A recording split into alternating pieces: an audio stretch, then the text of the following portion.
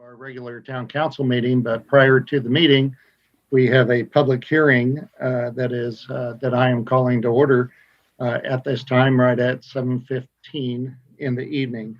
This is a public hearing concerning ordinance 2020-30. That's the developer rights and responsibilities. And we'll give it a couple minutes here and see if anybody raises their hand and wants to make a comment on this ordinance.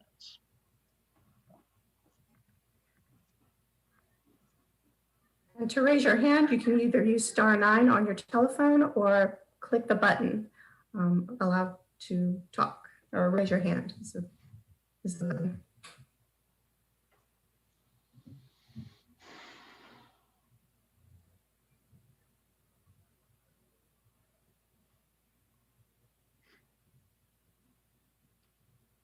We're very patient, so we'll at least give it a couple of minutes.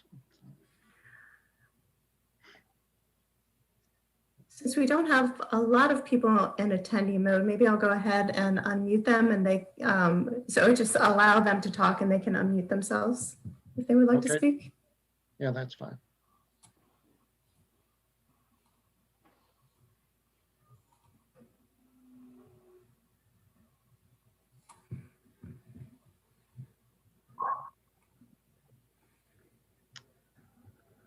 All right, well, that's probably a good enough pause. Seeing that nobody has any public comment on developer rights and responsibilities ordinance 2020-30, I will close out this public hearing and we will reconvene at 7:30 for our regular town council meeting. Okay, thank you for your attendance at this one. Hello, Mount Airy. It is February 1st of 2021, and I'd like to call to order the town council meeting for this evening. And with that done, we'll start with the Pledge of Allegiance. I pledge allegiance to the flag of the United States of America and to the republic for which it stands, one nation, under God, indivisible, with liberty and justice for all. All right, thank you. Okay, this meeting is being broadcast live at the town's website and on local channel 23. It can also be viewed live at the carrollmediacenter.org. Questions can be asked during the meeting by typing a comment via Facebook or by emailing HMCCLEARY,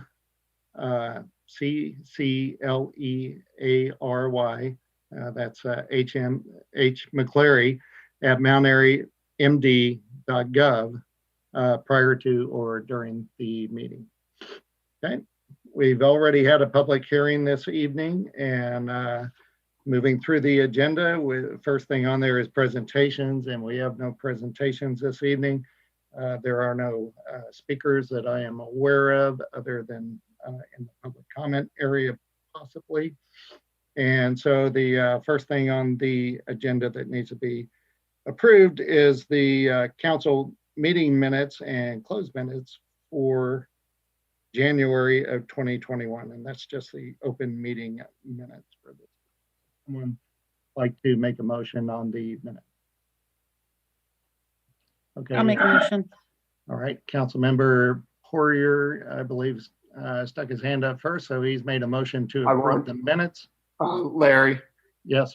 I need to make an amendment on the minutes, please. Okay. On number 9, ordinance and resolutions, the second bullet, ordinance 2021-2 budget amendment, the cost of that project is an error. Yeah, missing a zero. Missing a zero. I believe it's 500,000. That's correct. Okay. So with that amendment, I will make my motion to pass the minutes. Okay, and is there a second on that? Councilmember Reed seconded. Colleen, did you annotate Councilmember Poirier's correction? Yes, I did. Thank you. Okay, all right. Any more discussion on the minutes? All in favor, say aye. Aye. Aye. Aye. All right, those have passed. All right. I should have mentioned a little bit earlier, there's only 4 council members this evening. Councilmember Munder had some personal business he's attending to, so we're operating with 4 council members this evening, but that's a quorum and we should be able to get everything done. Okay, next on the agenda is the Mount Airy Police Chief Reese report. So Chief, if you'd come on and talk us through that. Good evening. Make sure I'm adjusted properly here. I'm actually sitting on the floor right now, so I look a little short. Start with the month as far as meetings and trainings. As part of our professional development for the police department, all officers are assigned a monthly block of online training assignments through the Police One Academy. January's assignment is involving active shooter. Part 1, and the course description for that is basically shooting tactics for multiple officers in close quarters and multiple active shooters situations and reality training. The time of that instruction is 1 hour, and as a department, we put 9 hours in of training. Community outreach, of course, Mount Airy Police Department has a community services unit. As always, we push that, and we're willing to assist by providing crime prevention surveys and relaying information to the community members. We can reach the Community Services Unit at the police station at 301-703-1375. Also, another interesting item is we're involved in a body-worn camera program, pilot program. We've been following it very closely through Maryland legislature, through the committees and so forth. And it's highly anticipated that the Maryland legislature will be at some point in the near future, possibly implementing the required use of body-worn cameras for Maryland law enforcement agencies. And that's probably going to be by the year 2025. So with our participating in the committee with other allied law enforcement agencies in Carroll County, and currently we have 2 officers that's equipped with body-worn cameras on patrol since November as part of a pilot program with the Carroll County Sheriff's Office and other allied agencies. And just basically, it's a very effective tool to aid in police accountability. So we're still currently testing them. Secondly, we recently had the polar bear plunge this past Saturday.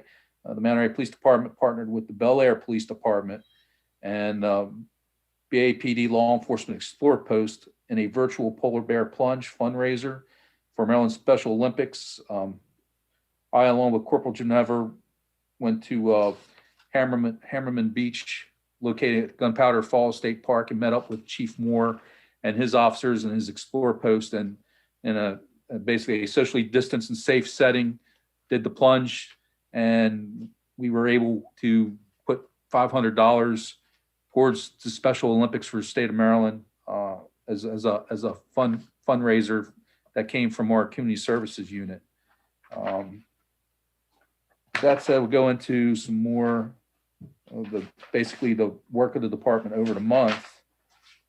We basically, give me 1 second. During the month of January, we handled 675 calls for service. This is basically a 5% increase of calls from services from December. And we handled 9 Part 1 offenses, basically all of them involving larceny theft. That's a 25% decrease from December of 2020. And we also handled 15 Part 1 offenses, which is less serious crimes. That was basically a 6% decrease from December. Some of the notable items for the month out there is we had several thefts from vehicles in the Village Gate community. So most of these thefts occurred with unlocked vehicles. So we'd like to remind our residents to go ahead and make sure they secure their vehicles and remove all the valuables from their cars at nighttime. And, please call the police department immediately if they see any suspicious activity or suspicious persons in the area. With that said, as far as our enforcement initiatives during the month of January, traffic enforcement, we issued 56 traffic citations. We issued 53 warnings, 12 equipment repair orders, and we made 1 DUI arrest and 2 other traffic arrests, and conducted 66 traffic stops.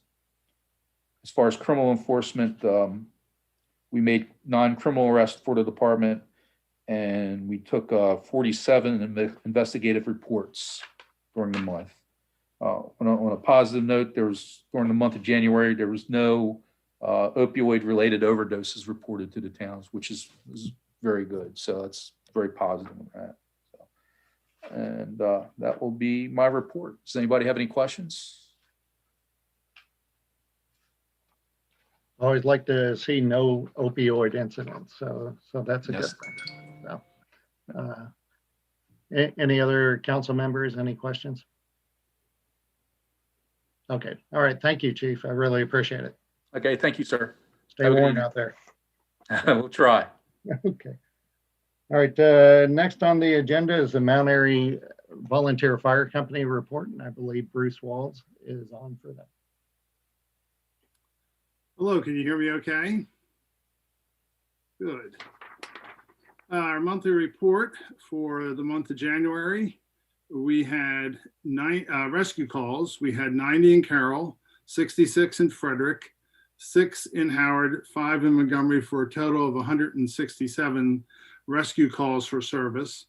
It was a quiet month for fire calls. We had 7 in Carroll, 8 in Frederick, 4 in Howard, 2 in Montgomery, for a total of 21, which resulted in a total calls of service of 97 in Carroll, 74 in Frederick, 10 in Howard, and 7 in Montgomery, for 188 calls for service. Want to remind everybody that on the 27th of this month, we will be having a fried chicken dinner drive-through at the reception hall. You simply drive through. You won't even have to get out of your car. You'll get fried chicken and sides for $15, and that'll start at 2 o'clock and run until we run out, hopefully around 6 o'clock. And I'm hopeful that if everything goes well, the next time I give a report, truck 1 will be in service. They're doing checkoffs and driver's training, and it's in the station, and it's all equipped and ready to go. It's just a matter of getting all the personnel checked off to staff it when it goes out on calls. And that concludes my report for the fire company, and I'll be back a little later. All right, are you going to step back in when we have ordinance 2021-3, Bruce? Yes, yes. Okay, all right, so we'll see you at that point. All right. Next is community concern citizen comments. And Gina or Holly, are there any citizens that are waiting to make comments? I do not see anybody raising their hand. Again, if you would like to speak, press *9 on your phone or use the raise your hand feature. I don't see any Facebook comments either. Okay. And I've had no phone calls or emails. All right. Well, then in that case, we will move on to ordinances and resolutions.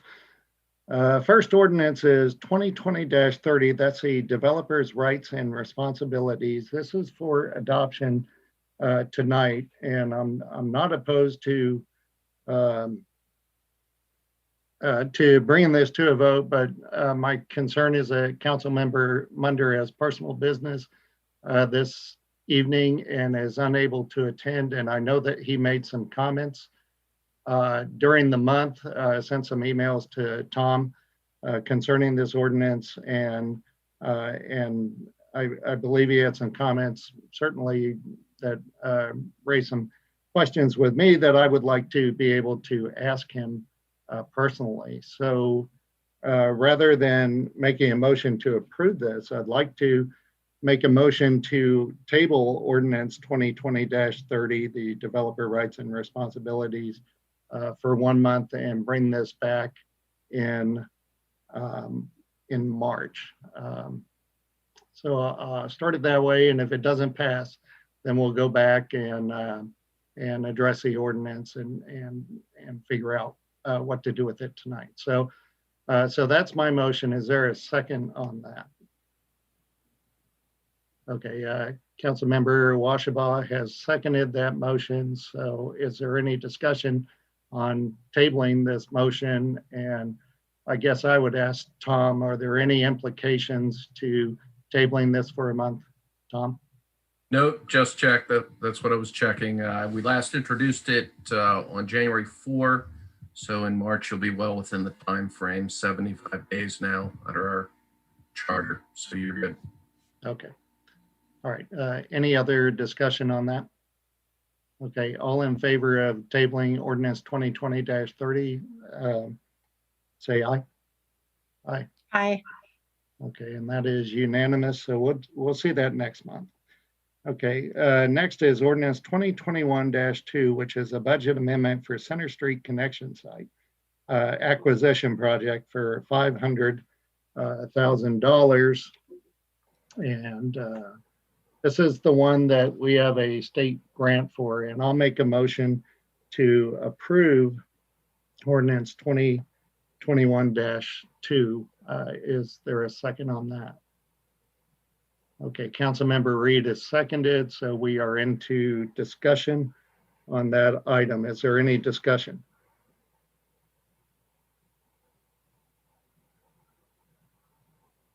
Okay, seeing no hands raised, all in favor of ordinance 2021-2, say aye. Aye. Aye. Okay, so that is unanimous as well, and that is.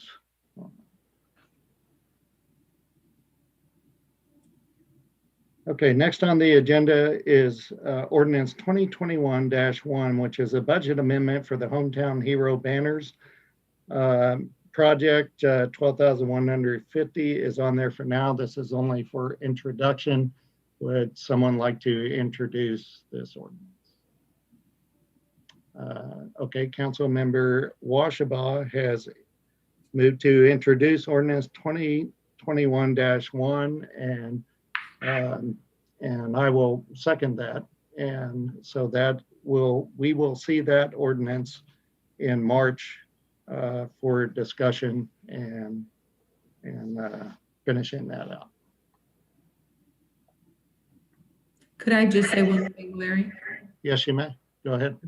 I would like to say that probably when you see this in March, the pricing is going to be lower than what we have here in this particular ordinance. So we haven't come up with those numbers yet, but I think that we'll probably scale it down a little bit, and that will definitely affect the numbers. So just want everybody to be aware of that. And I will be giving information to everybody so that you can see the numbers and see where the money is coming from, et cetera. So it will be a much lower impact to our budget.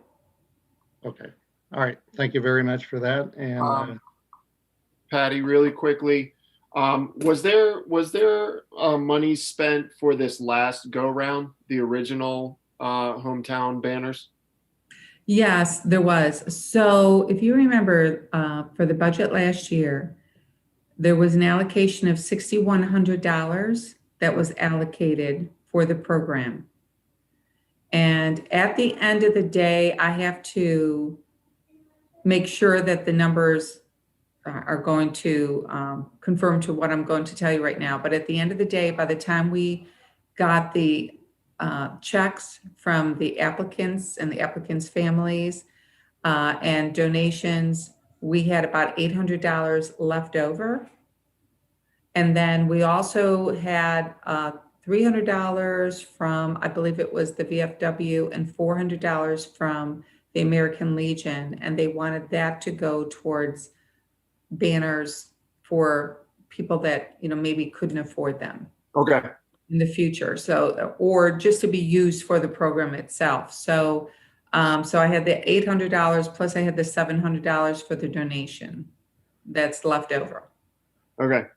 All right. Thank you. You're welcome. okay, so we'll see that next month and look forward to hearing whatever comes out of your research, Patty. Thank you. Okay, thanks. Okay, next one is ordinance 2021-3, which is a budget amendment for the additional election expenses of $10,000. We're trying to pass this as an emergency this evening, and we have Bruce Walz and I believe Holly is familiar with this ordinance, but whichever one of you wants to speak to the motion or to the ordinance, that'd be great. Let me go ahead and make a motion to approve ordinance 2021-3, see if there's a second to that, and then we can go into discussion and hear what you have to say, Bruce. Okay, Councilmember Reed has seconded the motion, so we are into discussion. Bruce, I see you have come to life in Zoom land, so I assume you have the information on this. What this is a result of is the fact that, as you know, in just about 90 days, we will be having our election. And it's unlikely that we will have a major turnaround in COVID restrictions. So we are faced with the situation of having to conduct a COVID-safe election. And one of our concerns was the fact that we could, how do we give alternate ways for people to vote other than coming to the reception hall? And the way we have that is through absentee ballots. Now, as you know, our regular voting is done on the electronic voting machines, which do not produce any backup paper record. So if something were to happen to the machine or someone contested the election, there is no paper backup to those. Just remind you that. We would like to encourage people to use absentee ballots as a means to vote, because that is available under the town code. The problem is those are not electronic. They are the old small paper ballots that we've used before. Typically we get it between maybe 35, I think last election, no more than 50 of those in. So it's not a big deal at 8 o'clock or after we tally up the votes to begin tallying those by hand. What we're concerned with is that if we encourage people to use that methodology, we could have an extremely large number of absentee ballots come in, which means we would have to open them, separate them, and then if we had to hand tally them, we would essentially be back to the way we did elections many years ago before we had the electronic voting machines. And it's a very arduous task. It takes two people to do tallying and cross-checking. And so the board would like to be able to go to a machine-readable paper ballot that would be both for in-person voting and also could be sent out as the absentee ballot. So when those are received, once we get those back in, we would simply remove them from the envelopes and then run them through a scanning machine, very similar to what you were familiar with if you voted in the recent national election.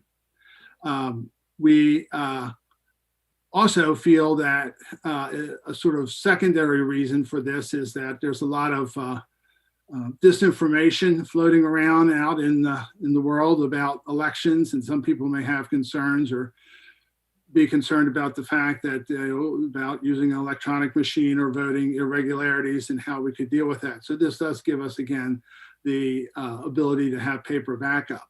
This is also something that a lot of the other towns have been doing for some time.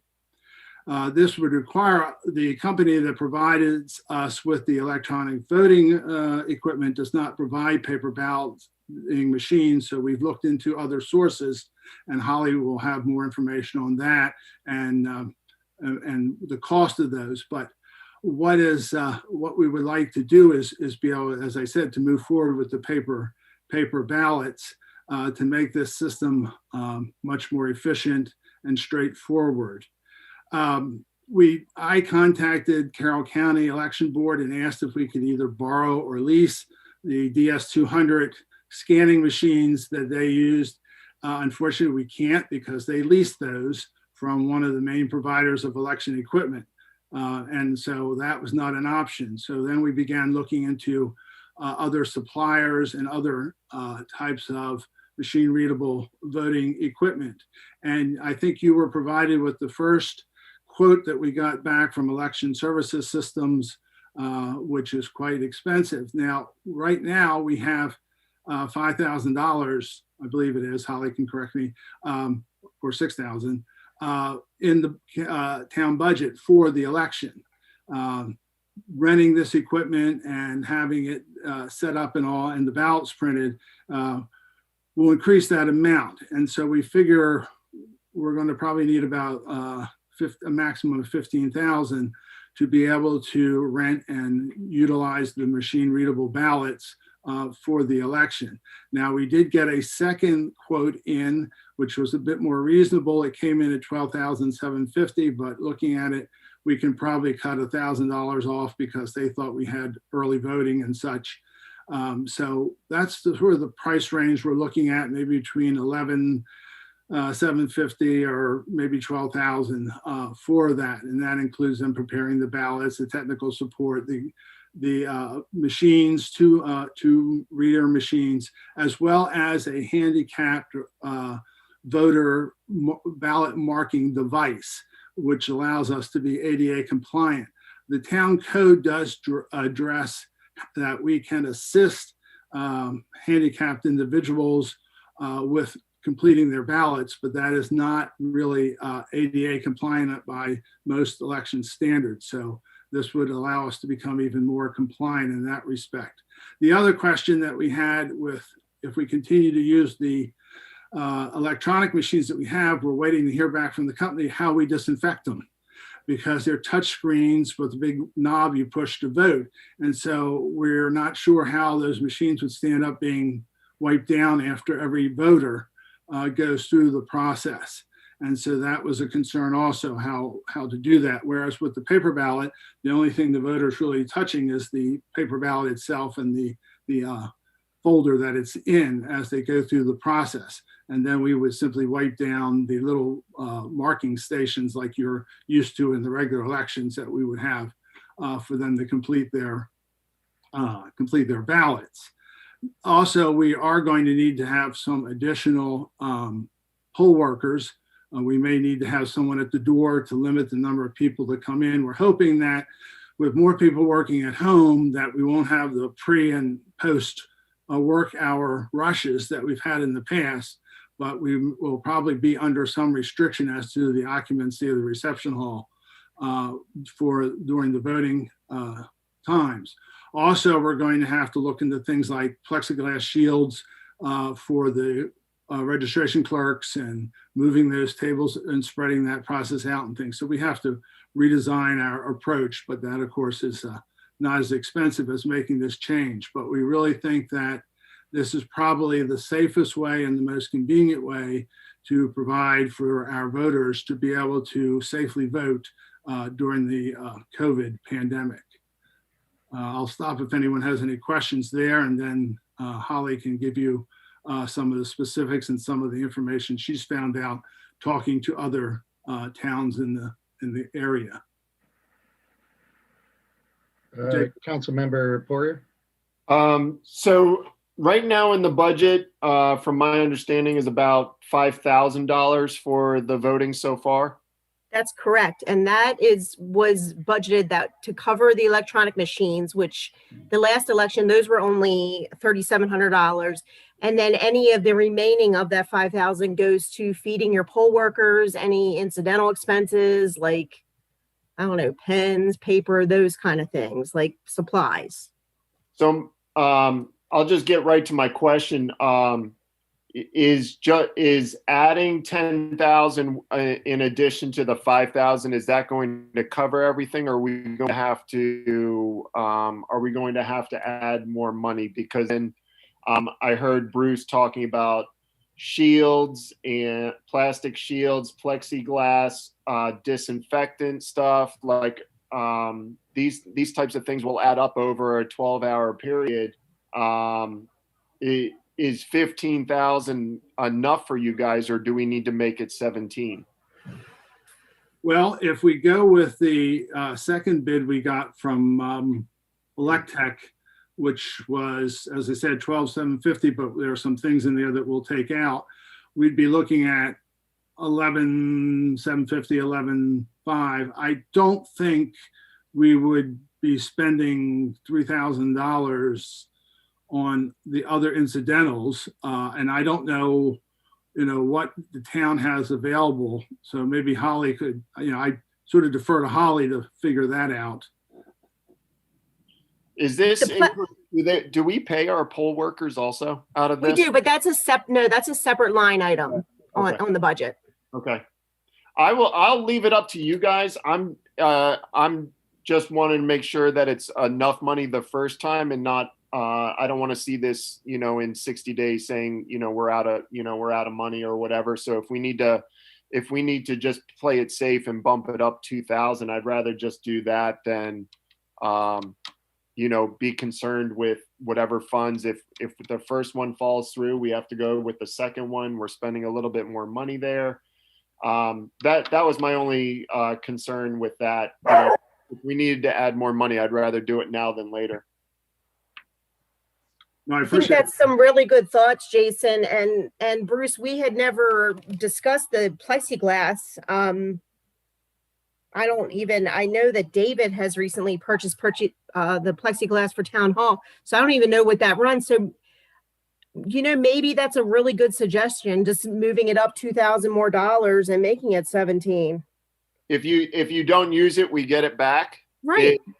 Instead of having to do another amendment to come back for an additional funds, I'd rather just play it safe now. That's my only concern, council members. We haven't, we wanted to get the council's approval to go with the paper, and then we have to work out all the logistics. But I've been running this through my mind, how we're going to lay things out. And so the more I do it, I think of things like, oh yes, we'll need plexiglass. We'll need more people to control flow through the thing.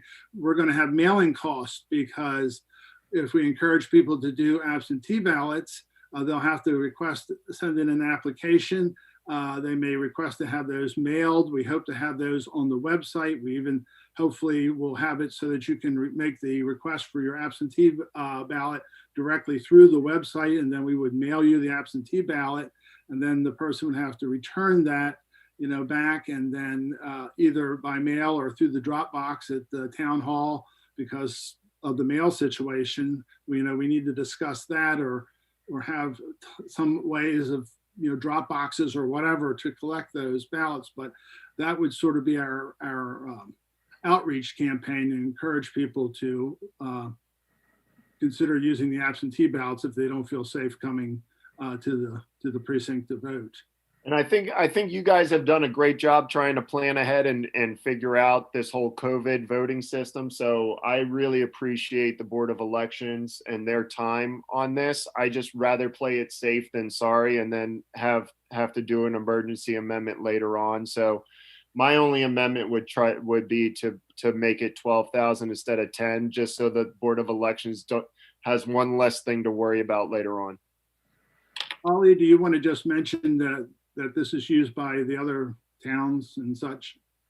Yes, I mean, that there is, like, the town clerks in Carroll County kind of have a group email going around about, just because everybody's kind of faced with the same thing. What is everybody doing? And the second quote with Electech that we have gotten but didn't have a chance to disperse, Electech is really kind of where the several municipalities in Carroll County lean.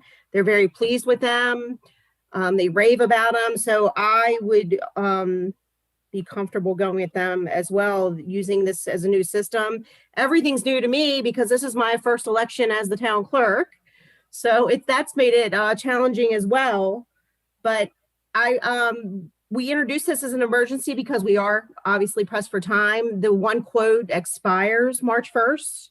So it kind of emergency was our only way to go here for this budget amendment. And Jason, I really do appreciate you suggesting us increase it. Like just Bruce talking, there's all these things, the incidentals, not even thinking about when we discussed a budget amendment at our election meeting last week. So I think maybe Bruce, 17 would be the way to go, and then we see what happens. Yes, and again, as was pointed out, the money's not going to go away. So, right. we're sort of borrowing it from the town as we need it. And so Right. that would be very helpful to us. I think it would give us leeway because this is new territory for us. And, It is. we may have overlooked something that, oh, well, we have to do this and there's a cost associated with it. All right, I tell you what, when it's, I'll let Jason amend the motion when, after we're through with discussion. So it looked like Councilmember Reed, you had a question. Yeah, so one, I would absolutely support the increase. I agree with Jason. There's no harm in planning ahead for incidentals. But Bruce, a quick question. In light of our last national election, you all are definitely faced with some challenges, especially moving forward with probably a higher increased mail-in vote. Are we going to kind of promote our internal, I guess, processes to ensure that there's no voter fraud, or how are we going to regulate that? We will follow the process that is outlined in the town code. It specifically talks about how the ballots, the absentee ballots are to be prepared, how the envelopes are to have the oath on the outside, the signatures that are required. They have to be checked against the registration list that will be provided to us from the 2 counties, as well as our supplemental. Then they'll be returned and checked off against the people that supplied or requested applications. And because they will be a printed ballots that will be machine readable sent out with them, it will be literally impossible to duplicate those. So someone couldn't, send in a bunch of extra ballots. And so I think we have, let me just say that I listened to all the rhetoric that went around, and it's going around about our national election. And as someone who has worked our town election and also worked with the state elections, people would be amazed at how much check and balance there really is. And Right. I feel very confident that, and especially now that we'll have paper, because if something were to happen to the hard drives, although they're backed up on each machine, we would be we would have to cancel the election and redo it. This way, if it comes out to a close election and a candidate requests a recount, we can recount paper ballots. And they'll, we'll have them, they can be inspected by the candidates, or poll watchers that night can see us working with them. So I personally feel a lot better with the fact that we will have a paper trail. So I guess the real point to that was, I think the more outreach we do with the community to sort of advertise the controls that we have in place, people might feel more comfortable with the mail-in process. So just something to consider. We can, we can write something up with, and I'll work with Holly to come up with a press release or whatever for that. Now, I mean, we could go all out and mail every eligible voter an application, but I think that would be a bit overkill, and it would also incur an expense and a lot of time that I don't think the staff has we have the staff to be able to do that. So Right. I think the best approach is just to encourage people and make them aware of, and make it easy for them to get an application to get a ballot. And because also we have to either mail them to them, or because they can't come to town hall because it's closed. So we are up against a little time frame there as well. Thank you, Bruce. I got a couple of questions. Number one, you just mentioned something that kind of seemed like a can of worms in terms of mailing out applications to everyone. So my understanding is for an absentee ballot, it has to be requested. Is that true? Yes, town code requires that they submit an application for an absentee ballot. We're not sending applications to anybody. If somebody wants an absentee ballot, they got to come to us. Yes, we will try to make it as easy as possible. They can, call town hall, Sure. leave their information, have one sent to them. We're hoping that they'll be able to go online and actually complete it online. And then we would send them, or the town would send them out an absentee ballot. But no, we are not planning on having those sent out to everyone. Okay. And when you talked about signature verification, can you talk about that for a minute, how the signature gets verified? The only way we have signature verification is by verifying that the person is a registered voter, because we do not have access to signatures for the individuals. When we get the registration book from the county, it merely has their name, address, and date of birth in it. So we do not have signatures to go back and match to make sure that that was the actual individual. Okay. But they do have to sign it, right? They have to sign an oath under penalty of perjury on the envelope, and that is spelled out. That oath is spelled out in the town code. Okay. All right. And the ballot, the paper ballot that will be used as the absentee ballot, is it identical to the ballot that will be filled out at the activities building on May 3rd? It is our intention for it to be, but we have to talk to the representative about having a ballot that can easily fit into an envelope and be returned and not be, folded or somehow made non-machine readable by the voter. So we haven't addressed that. We do know that in the past, there wasn't any way to distinguish it because we didn't have paper, or when we had paper, it was all the same paper. But that is an issue that we can address, but I cannot answer that definitively now. Okay. And are we looking at doing this at every election, or is this, are we going to go back to electronic ballots 2 years from now? What's the intention of the election board? We would like to stay with it. If the system works out as well, we would like to stay with this because, again, we would have paper ballots as a backup to the election results. All right. And all those paper ballots, I mean, Carroll County gets all this, all of our voter information, correct? So eventually it ends up on a computer. All of our data ends up in a computer and shipped off to the county election boards, correct?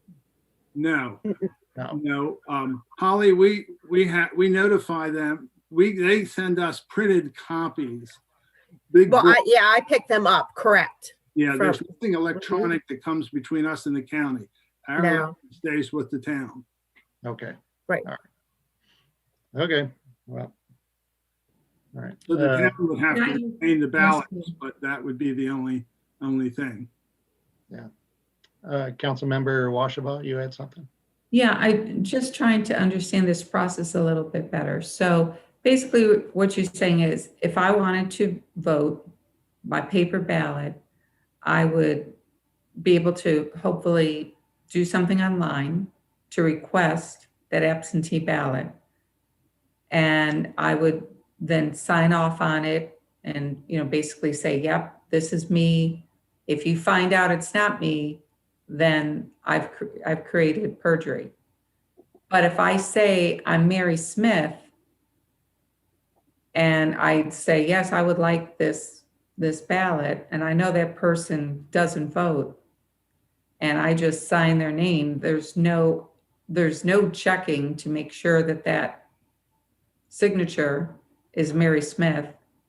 And unless somebody finds out that it's not Mary Smith's signature, there's really nothing, unless somebody, finds out it's not the right signature, that I'm going to be in trouble for voting when I shouldn't have voted.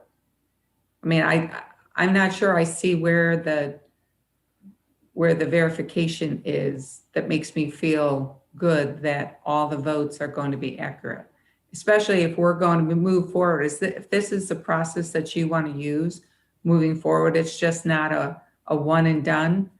I think we do have to be very careful with the verification process, and I'm not sure I'm understanding that the verification process is 100% verifiable.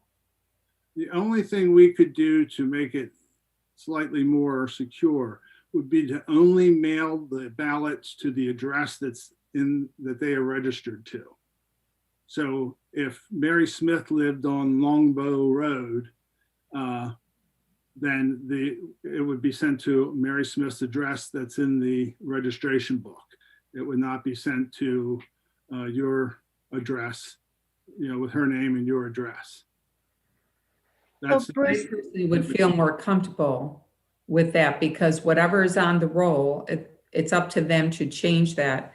If they don't live there anymore and they're saying, well, send it to this address, and it's not the same address, then I think we have a verification process that might not be 100% accurate. well, in Well, that Bruce, case, does in the that data case- come from the water bill? what's that? Does the data related to No, residents and No, it addresses? comes from the county. Oh, okay. Comes from the county. Bruce, you were about to make a comment. I was going to say that we would only send them, as I said, to the address.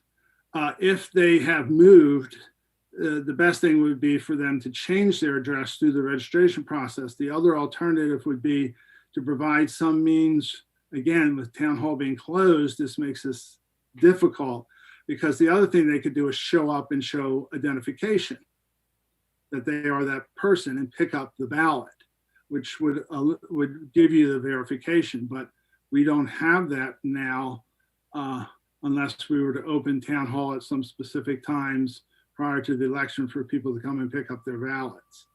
But The town Colleen, code- can I well, just ask that's another Colleen, did they supply licenses prior to for absentees? Did you verify? Because this Yes. absentee process has always been, even before going to paper ballots, the absentee ballots have always been handled this way, in that they put the request in writing. Correct. They put And the then it's request either in mailed or picked writing, up. and then Okay. I look them up in the books we get from Carroll and Frederick County Which is the register.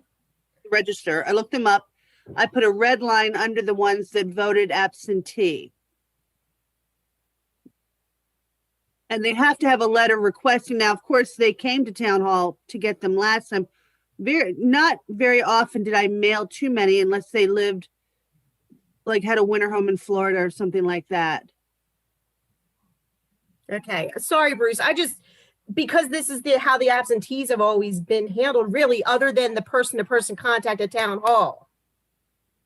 That's kind of where we have a little disconnect this time. But so when they would come in, Colleen, you would ask for a driver's license Yes. to verify? And they had a Okay. letter and their driver's license, and I'd look them up in the register book, and then they would fill out their ballot and give it back to me in the Okay. envelope that they signed. That went across the seal of the envelope.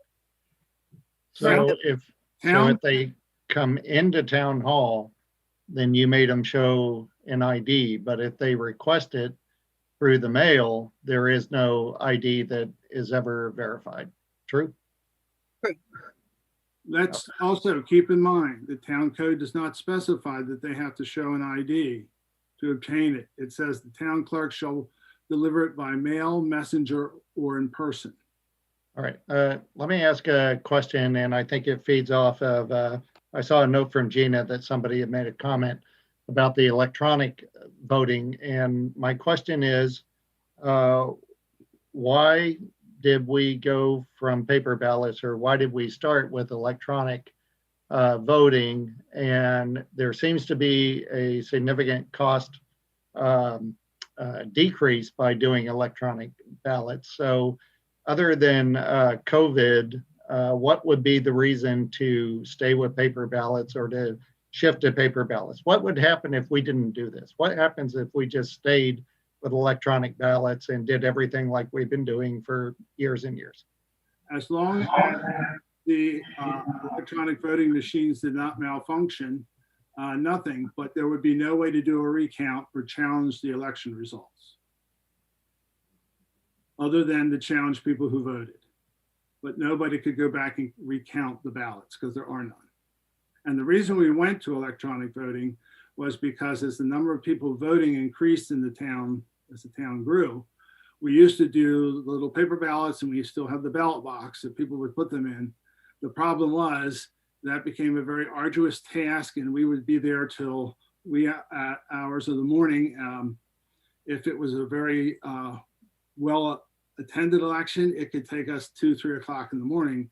And we'd all be bleary-eyed and grouchy and everything else trying to go through the process of manually tallying on rolls of paper these election results. And we do not feel that is no longer a viable means for voting in a town of this size. So that's why we went with the electronic voting machines and why we changed the town code to allow electronic voting.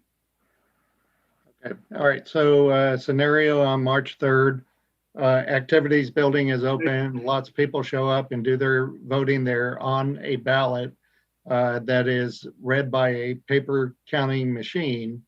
Okay. Do the absentee ballots that are being collected at town hall, do they get driven over to the activities building and fed through the machines? Yes, they're brought over. And there was one final check made at 5 o'clock at the post office to see if any came in, because they have to be received by the close of polls at 8 o'clock on election day per town code. They can also not be opened and counted until after the polls close. So what we would do is after the polls close and we're doing our tallying, we would then take and open these. And again, we were only dealing with maybe 35 or 40 absentee ballots. So it was no big deal for us to hand count those. But with this new system, we would separate the ballot. We would verify that this is an absentee ballot. We would recheck it against the names. We would make sure it's signed, that the oath is signed. We would then separate out the unmarked ballot envelope from the cover envelope. We would keep all of that. We would then open all the ballot envelopes, take all the ballots out, collate them, take them over to the machine and feed them through the machine and add them to the total. Okay. All right. Tom, are there any legal issues that we need to be concerned about? No, I did review this before on the ADA issue, and Bruce is absolutely correct about that. But no, I think we're fine. All right. You know what the irony of this is it will cost more to elect us than we get paid. Anyway. All right. Is there any more discussion from the council members? Councilmember Washbach, go ahead. Yes, I just want clarification. So are we only doing paper ballots for everybody so that we can have a recount if necessary? Because I think what you said was anything, like, for example, now when we walk in and, you know, in the past, when we would walk in and vote and everything was electronic, you're basically saying once we cast our vote, it's calculated, but we have no way of, going back to find out what the actual vote was if we had to do a recount. So are you only doing paper ballots? So if I came in person, I'm still going to just do it, manually and give it to you and you'll tabulate it? You're going to use the same, hopefully the same ballot. You'll go over to, you'll be verified. You'll be given a ballot. You'll go to a ballot marking station, the little cubby thingies. You'll fill out your ballot. You'll put it in a sleeve. You'll walk over to the machine. The voting judge will instruct you on how to put it in the machine without watching you do it, or seeing your ballot. You will put your ballot in secretly, and it will be counted, and it will fall down into the ballot box below, and we will have it. Does the ballot physically have a name on it? Do we have to put our name on the ballot? No, because we don't want any way to connect the voter to a ballot. Okay. It's a secret ballot. Okay. They can be serialized so that, we know that someone doesn't try to reproduce them. Will the absentee ballots be kept separate from the physical ballots that are cast on that day? They can be. Okay. Because I'm sure you're going to keep a number of the absentee ballots that came in, right? Oh yeah, we know. We have that we have to account for every application that goes out. We account for it. Either they are either marked as not returning a ballot, or that they did return a ballot and they're entered in the book. So we keep a record of everything. Will they get separated from the envelopes that they came in? Yes, Okay. Yeah, I just said that we take them apart and we I take hear you. out, we, No, I mean like physically after you separate them, where does the envelope go and where does the ballot go? the ballot goes in the ballot counting machine, and the envelope is just kept in a pile, and we would have all those available and keep those just like the ballots, which we do now. Okay. We Okay, that, probably that was find fine. last year's absentee ballots. all right. Okay, Gina, there was a follow-on comment, I think. Can you tell us what that was? The same person, I'll just read the whole thing. Electronic voting seems more efficient and less expensive. We just had an election that used electronic voting. All voting stations were cleaned after each use. Why is this paper system being proposed for future elections? And then she added a margin of error could be higher using paper ballots, and that it sounds very labor intensive using paper ballots. All right, thank you.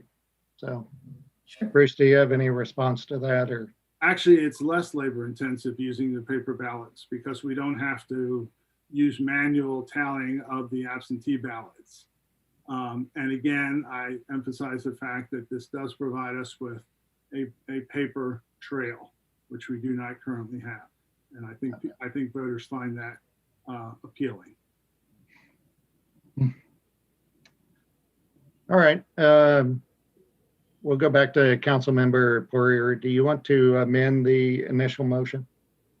Yes, Larry, 2021-3, my amendment would be from 10,000 to 12,000 as a security blanket for anything that comes up with the hardworking Board of Elections. And is there a second on that? I'll second it. Okay, so we're now dealing with the amended motion. Is there any discussion on that increase in the amount? All right, need all four of us to be agreeable to it for it to pass as a emergency ordinance. So all in favor, say aye. Aye. Aye. Okay. All right, that's 4 people. So you guys are in there to get this done. Thank you all. We'll be good stewards of your money. Please. Great. Bruce, I just want to say one thing. I did say aye. It was a very hard vote for me because I really just want to make sure that, and I know you will, but I just want to make sure that the integrity of this election is forefront. And I know with you leading the way, it will be, but I really want to insert again that we should only be using the address that's on the voting rolls, that we should not be sending out. If it's changed, we're going to have to request some additional information to make sure that that address is the correct address for that person. There is actually in one of the legislatures in one of the other states, a legislator is putting forward a bill to require that absentee ballots send in a photocopy of their license or a state ID. Yeah, I think something like that, I would feel more comfortable if we had something in the process that showed that that person was really who they said they were, because right now I'm still a little uneasy with it. I know that, like I said, your integrity is top notch, but I, for one, just want to make sure if we're going to use this process going forward, and it's much more expensive than the other process, that we know that those votes are from people who they say they are. So whatever you can do to make sure that that happens, I would greatly appreciate it. Tom, is there any concern with voter ID laws? In fact, I was just Googling it now. So I was asked this several years ago, probably as many as 10 years ago. And that is, first of all, widespread throughout the electorate. Can we request an ID? Now, I haven't looked at this in 8 to 10 years, so I don't know anything recent. But when I looked at it, I concluded that based on a Supreme Court case, that you certainly could do it. I recommended at the time that if it were to be done, it should be done by ordinance well enough in advance of a coming election.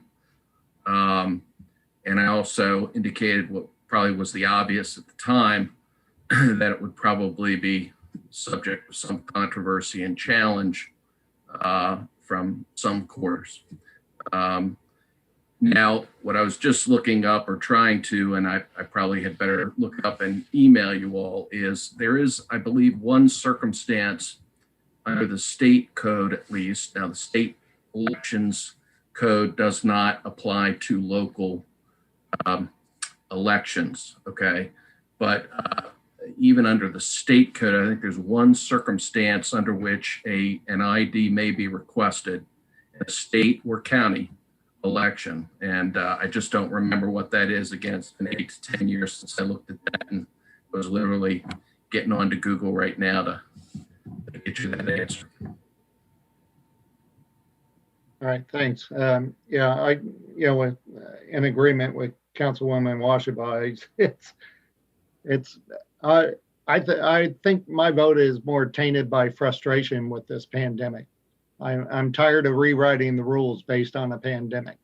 And so it is frustrating, but I know you guys are good people. We have a great election board, and I think we'll make it through this one. It wouldn't surprise me if in 2 years for cost savings, even though the paper ballot may, serve us in terms of all the good things that you mentioned as far as the recount and everything. I wouldn't be surprised if in 2 years we're talking about trying to go back to electronic ballot. But like I said, I agree. It's a frustrating vote, but we got to get through an election, and so it is. It is what it is. Yes. All right. Okay, so with that, we'll move on. Next on the list is Resolution 2021-2, which is the Mount Airy Public Arts Design Vision Plan. This is a resolution, and therefore it is up for adoption. And I see Katie Gajante is down there. And if there's any staff person or Katie who wants to talk to us, that'd be great.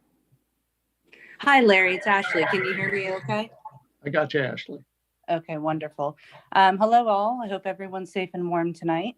We're back with the final phase of the first phase of our public artwork program.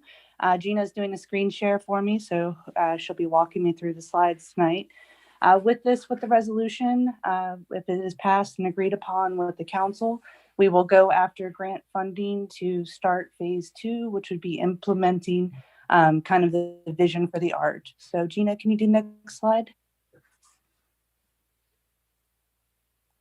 Can you hear me? There you go. Perfect. Public artwork program. This can benefit our town in many ways. And I know we brought this up at our first presentation. It is a placemaking tool, creates a feeling of connection throughout our community. It generates a memorable, lasting impression of a place. It can be a social media tool. You often hear something that's Instagrammable, draws attention, it draws people to that area. It can commemorate our town's history and a sense of community, and can be also an economic driver. So those are some great factors to incorporating art in our community.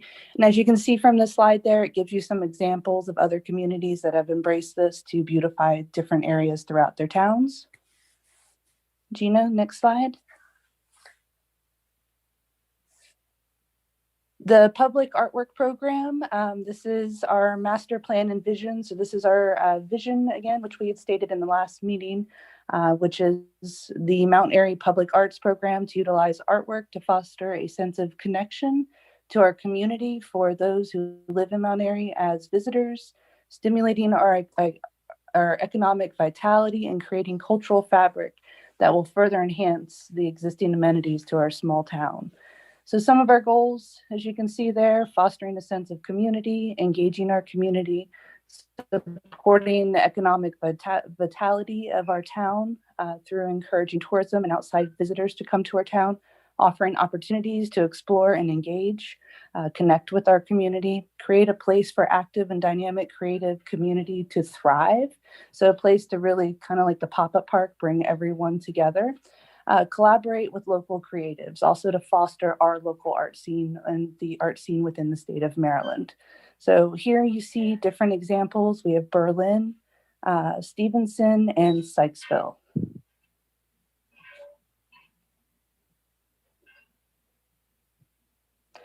So when we first came to you and presented, we had two different locations as options. One was the foundation up where the Park Avenue shed was that has been demolished.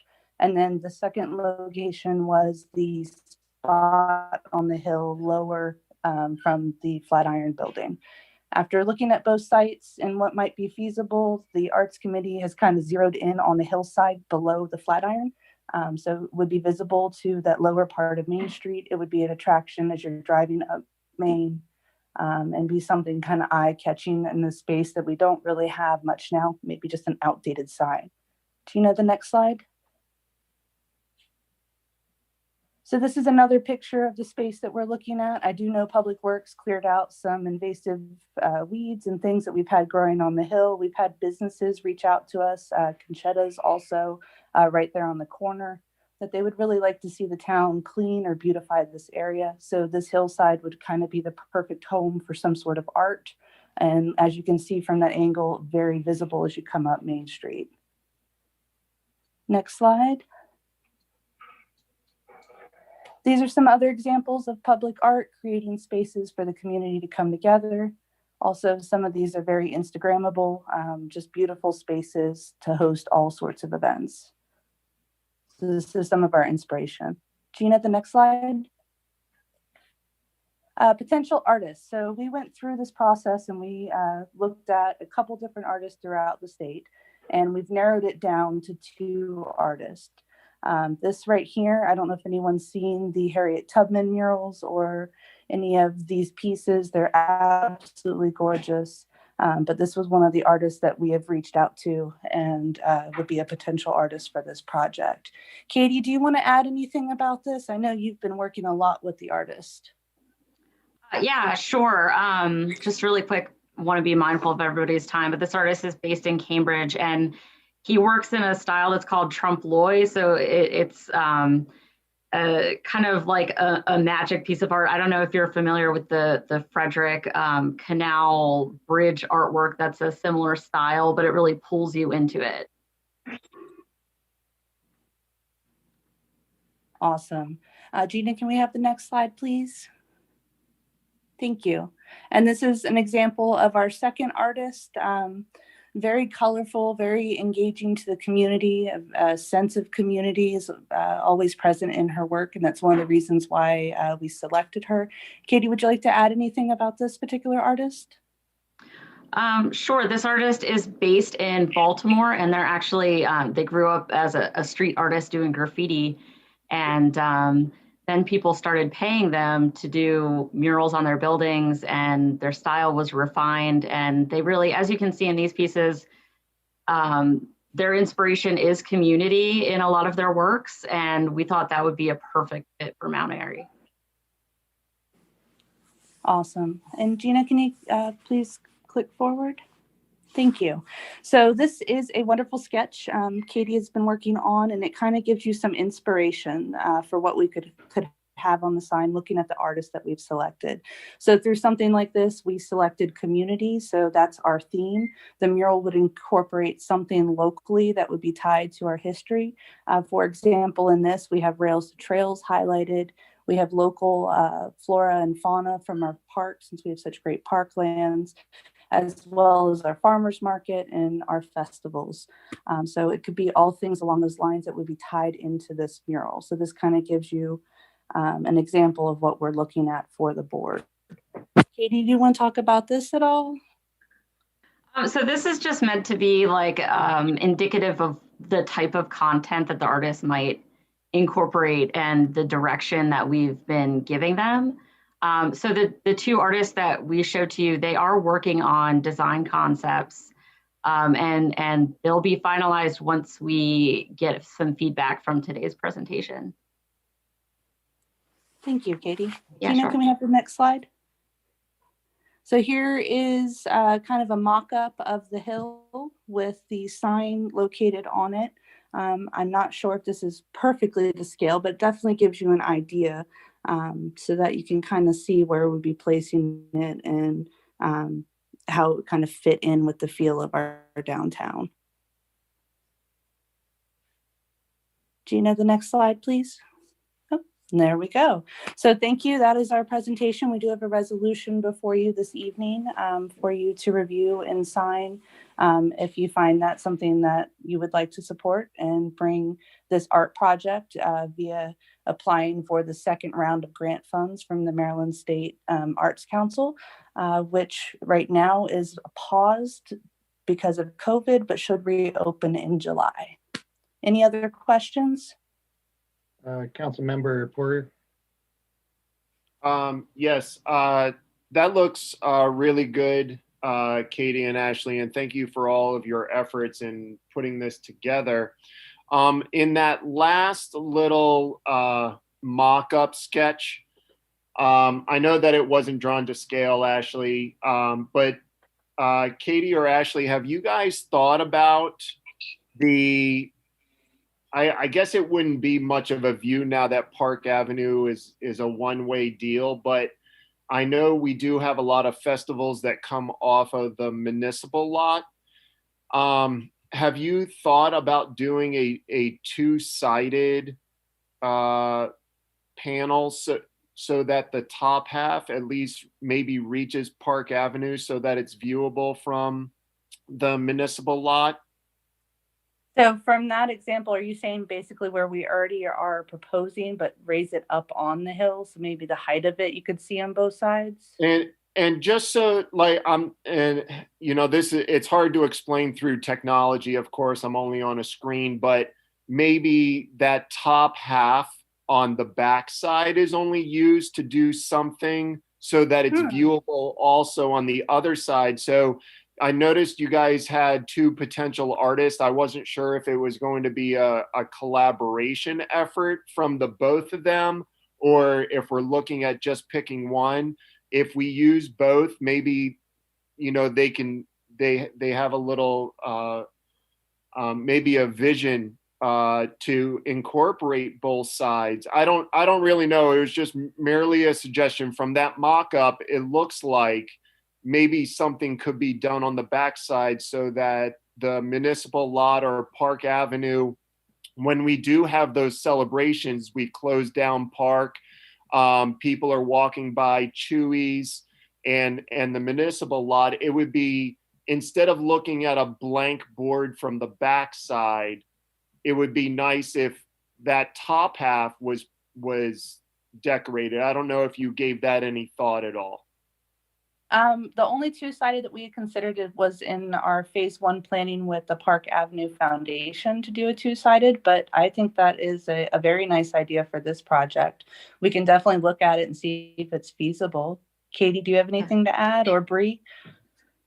Oh, I totally agree with that idea. And I think it'll be pretty visible from the other side. The foliage really isn't as significant as it looks here. So that'd be awesome. And it was just merely a suggestion. You guys are the artists for Mount Airy. You guys do a wonderful job, and I fully trust what you guys have planned, and everything looks fabulous. I would just like it so that if we put something in like this, which looks great, I just wouldn't want to be looking at a blank canvas on the back side of it. If it could be used, I would really like to see it be used. I think that's great. And why not more art? Why So not? Ashley, when you survey the site, I would say that my only concern would be that Chewy's building might obstruct it. Okay. So double That's check something that. to consider. Yeah. Yeah. Yeah, I have a question. It's more of a mechanical question. So how is all this anticipated as being funded? Is it all through the grant? Does that include the mechanical building of the sign, the artwork? What all is included in the grant that you guys are seeking to get.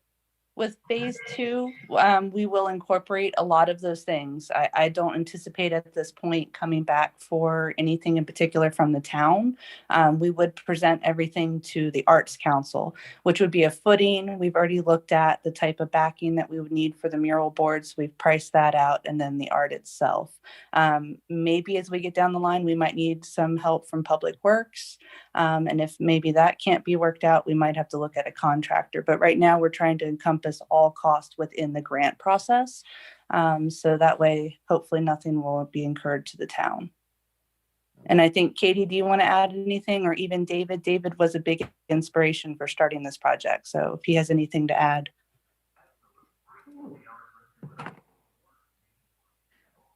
I see David came off mute. So David, did you have a comment? Yeah, that is 100% funded. The state changed that last year to be 100% funded. So that would be the mechanical aspect and the artist aspect. We'd go for all of it. Okay. All right. And I did see, Gina, there were a couple comments. One of them I caught, which was asking about local artists versus contracting it out. Have you guys considered local artists? We absolutely have. And through this process, in order to apply for the grant, they have to be local, but local is defined as state of Maryland artist. So we'll absolutely be a state of Maryland artist. And we did, as a committee, go through all different types of artists and local artists. And then we came to the selection of the two that we brought before you. Okay.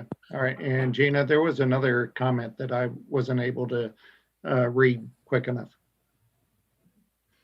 Yeah, someone else commented, great spot for the art. I'd love to see a few people walking on rails to trails to promote inclusivity. Okay. All right.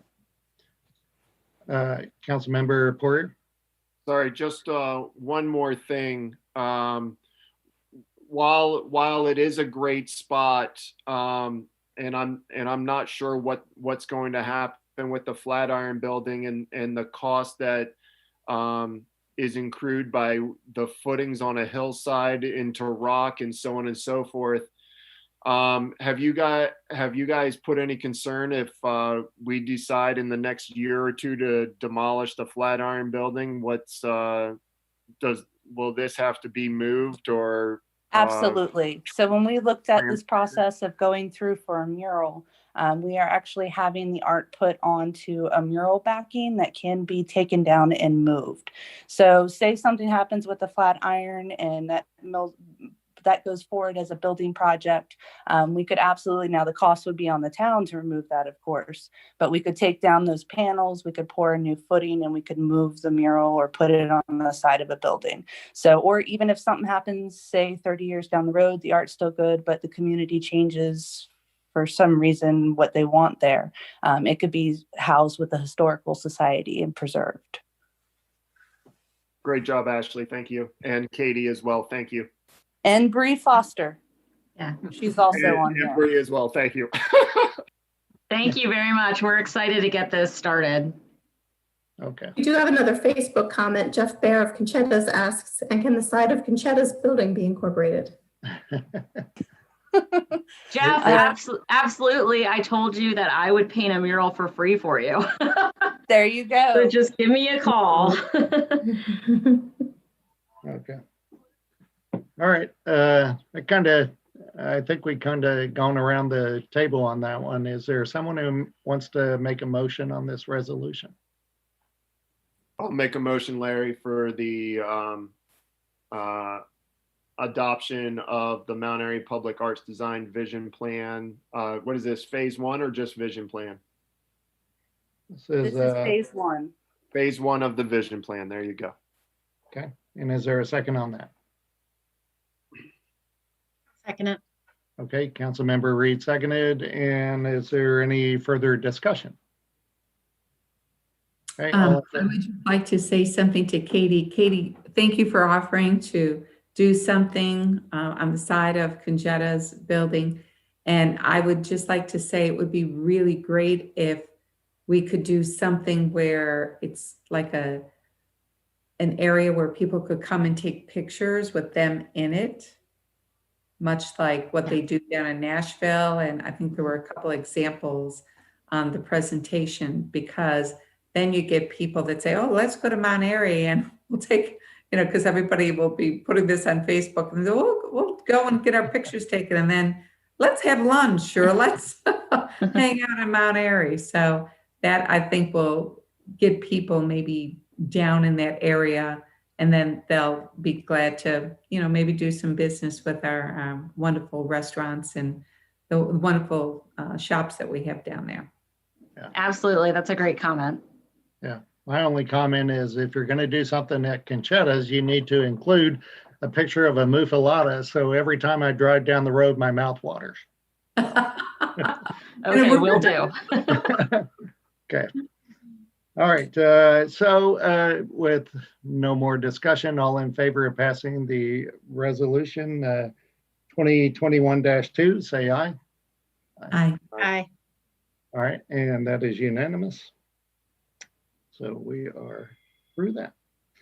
Okay, moving on to unfinished business. The first thing is, if anybody was watching last month, we took one subject and we broke it into two pieces. So the first piece of that is the contract for basic engineering services.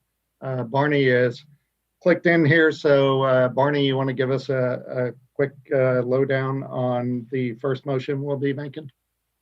Sure.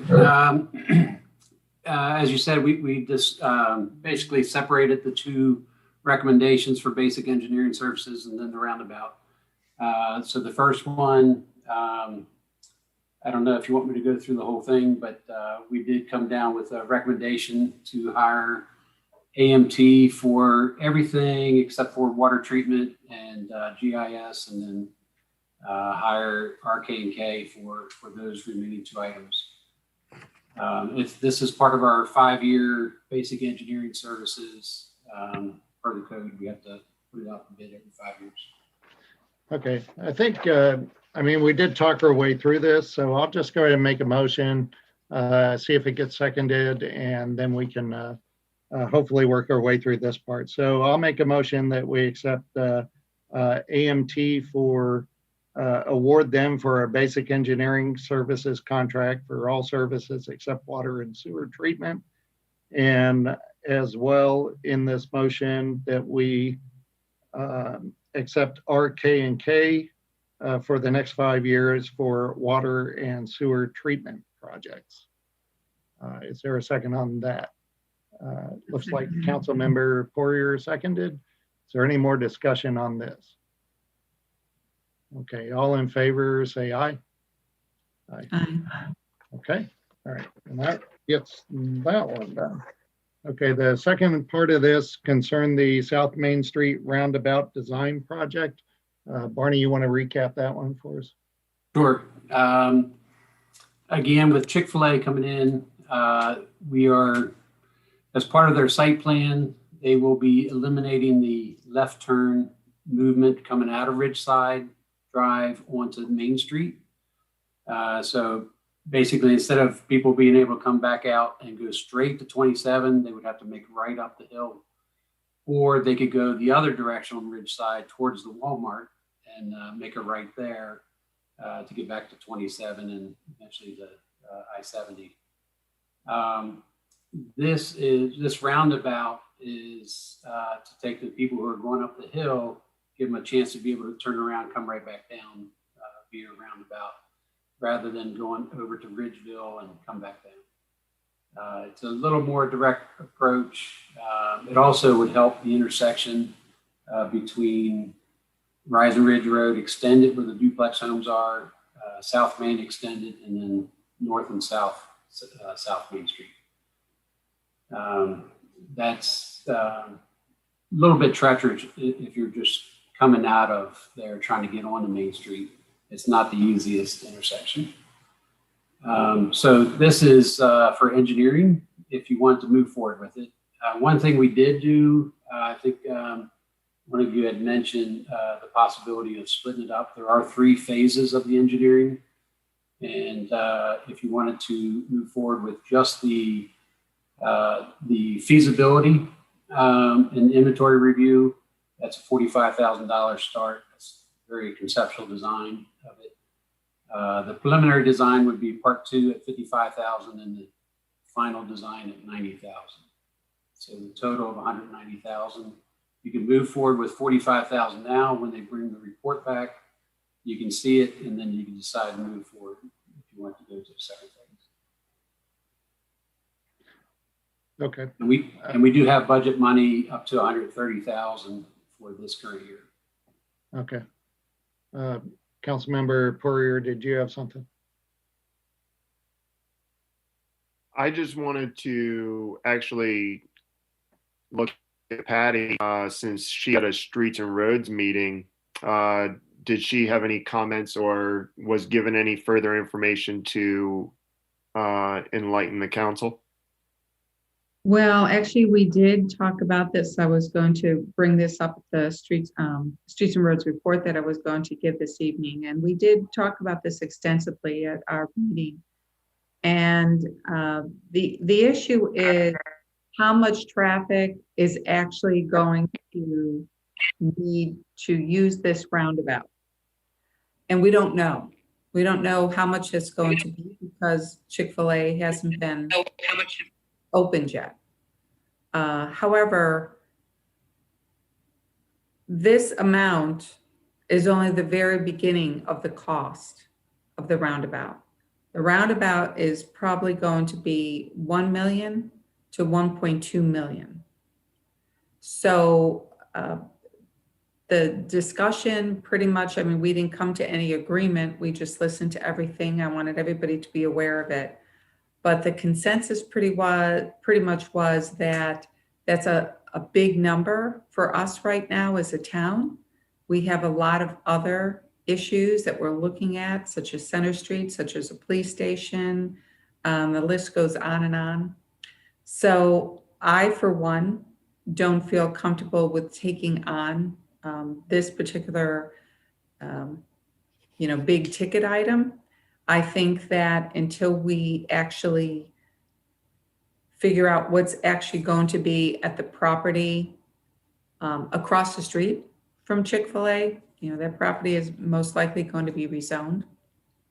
Whoever goes into that area may pick up the tab for that roundabout if they really want. If a Wawa does want to come into town, they have deep pockets. They may say, would it be helpful if we pay 100% of your roundabout? So I don't want to sign the town up for, and maybe Barney, you can, let me know if I'm speaking off base here, but I think that there are going to be people, developers coming in, and there is a percentage that they do give, but that percentage could be higher if they feel as though that will, entice the development. So at this point, since we don't know that, I would recommend the 45,000 just to do the feasibility study and then take baby steps until we know what's going to be happening on that property. What do we get? Sorry, Pam. What do we get, Barney, with the feasibility study? So you'll have conceptual drawings. They already did some conceptual drawings just without even being hired yet as part of their proposal. But you would get something better with looking with their inventory review. They'll be looking at everything that all the pipelines and everything else running through there, all the easements, including the CSX easement, just to be sure that that's out of the way, which we think it is. The feasibility study would take the options. They would look at about 3 options and determine which method would work best. In other words, is it a single lane roundabout? Is it a dual lane roundabout? Does it have 3 legs or does it have 4 legs? And just number roads coming into it. Now, one of the thoughts of that was if it's a 3-leg, Rise and Ridge Road might open up down at Ridgeville and be closed at the top. that could be an option. Again, it's just throwing something out there as an option. That's something that they would study to see what would be the best option. And I think that feasibility study would also help define, whoever did build the roundabout would help them define, this is what we want, rather than having a developer just come in and build a minimal type of roundabout that they can build. So I think that first step might be worthwhile for the town to do. Yeah, I think that would be very, I'm sorry, Pam, let me just finish my thought. I think it would be very worthwhile. And I'd like to say that based on the presentation that Barney presented to us, which was exceptional, the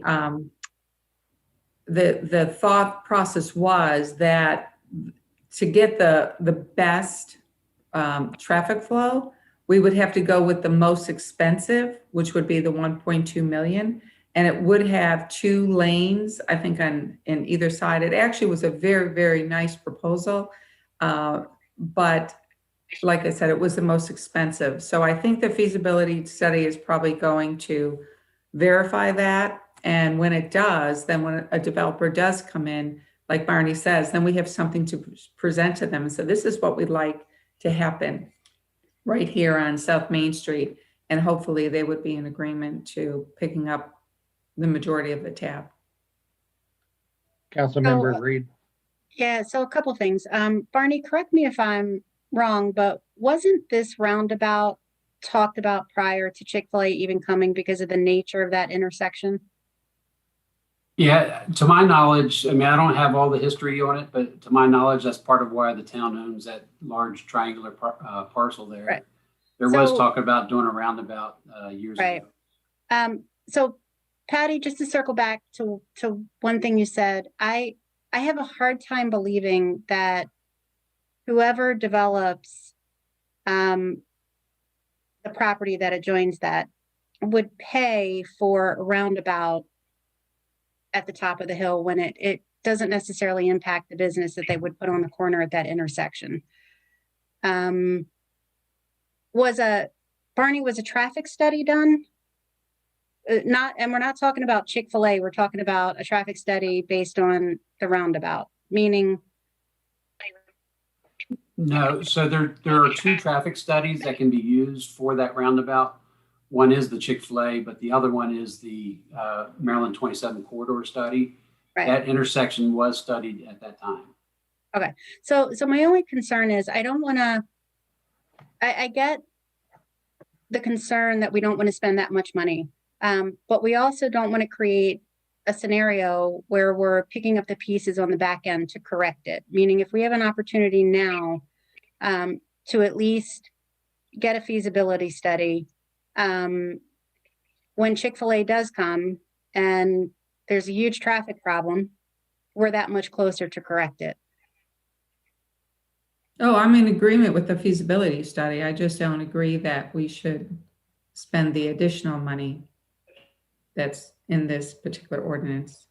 Okay, we kind of gone around the room once, and I'm in agreement with what Pam has said and Councilmember Washabaugh.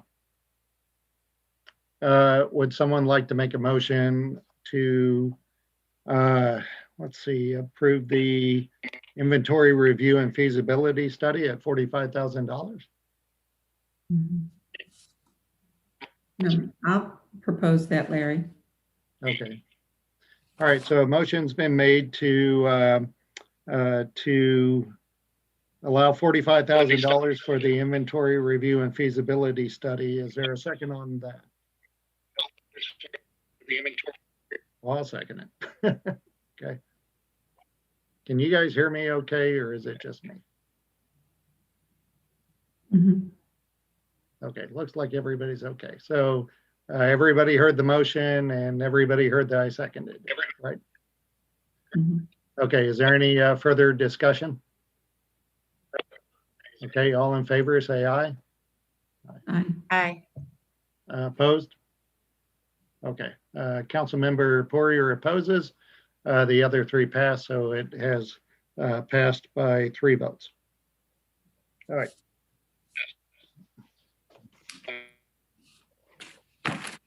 Okay, next on the agenda is, Larry, yes, I did not, my internet is messed up right now. I am in favor. you are in favor. Okay, so it was unanimous. You delayed just long enough to be a no vote. So, I apologize. My internet was really spotty and I was trying to listen. it's still a little bit spotty right now, but that's okay. Thank you. Okay, thank you, Barney. I appreciate all your efforts. So, all right, the next thing on the agenda is an update on the Harrison-Lashir annexation and reminders. And I have a statement that I'm going to read that's kind of long, and I apologize for that, but I think it's important that we get all the information because there have been some things that have happened within the last week. Before I go to that, let's see, Roxanne had a comment, but it may be too late because I think she was going to talk about the traffic circle. Roxanne, did you still want to say something?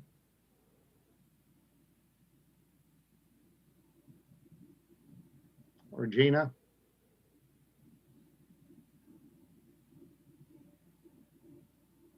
Okay, I'm not hearing anything, and everyone can still hear me, right? I can hear you. I don't see Okay. Gina or Roxanne Okay. on the meeting anymore. I see her on the screen, but that's okay. Well, let's just jump into the Harrison-Lashir because we pretty much went all the way through the roundabout discussion. So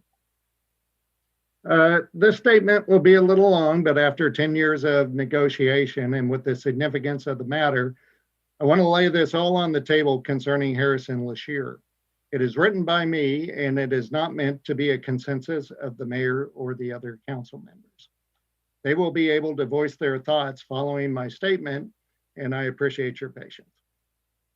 When I placed Harrison-Lashir on the agenda for this evening, the purpose was to update you on the annexation plan that was approved in January, a month ago.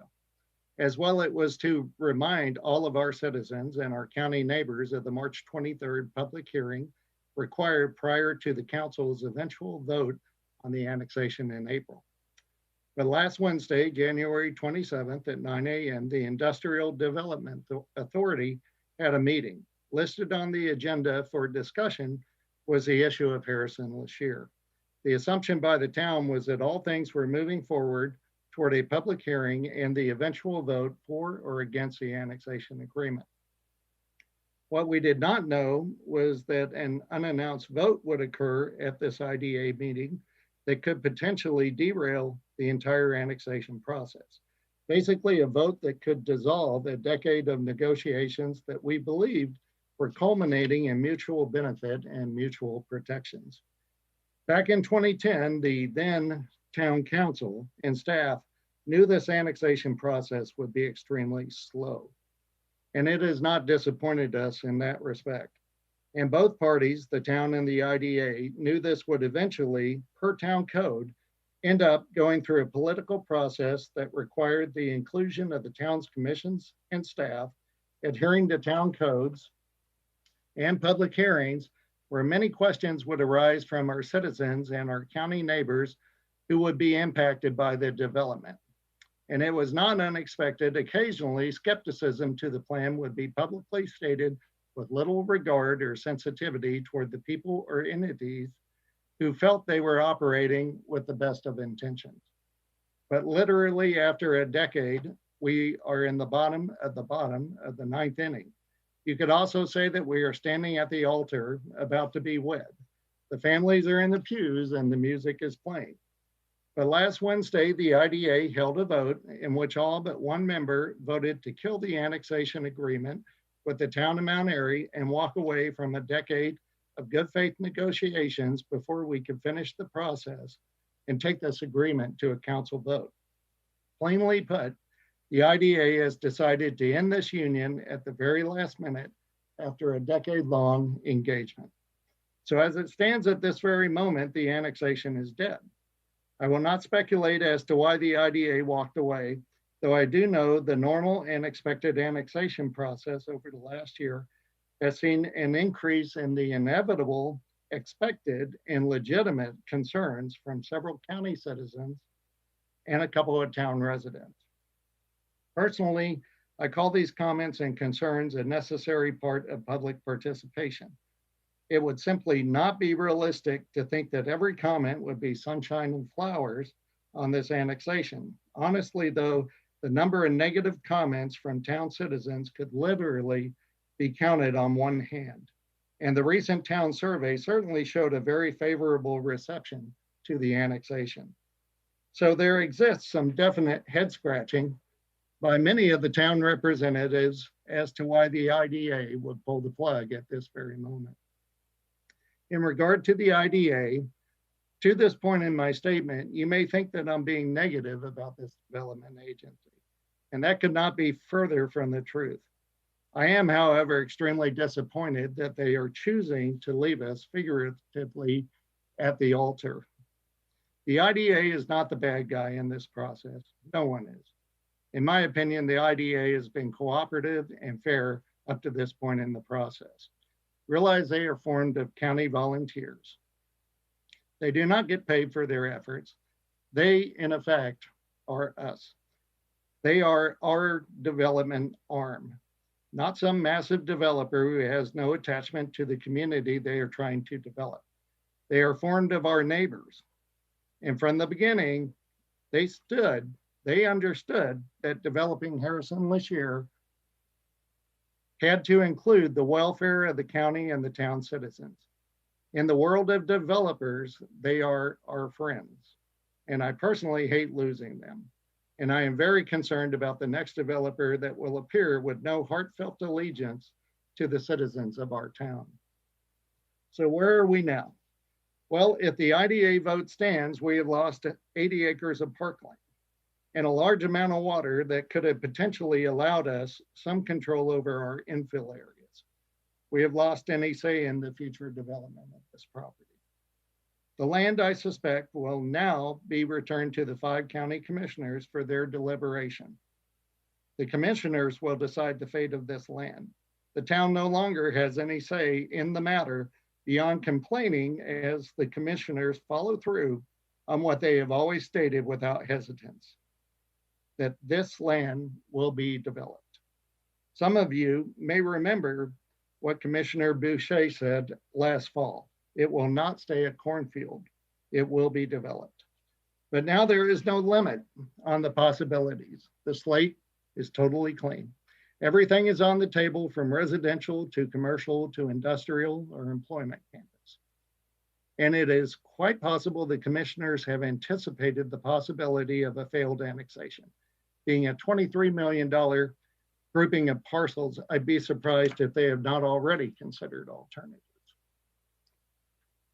So my advice at this point to all concerned residents, be it in the town or be it in the county, is to email or call not just Commissioner Boucher, but all the commissioners, Commissioner Rothstein, Frazier, Swartz, and Weaver, and you need to ask them flat out, what is the plan if the IDA does not develop this land as an office park in conjunction with the town of Mount Airy?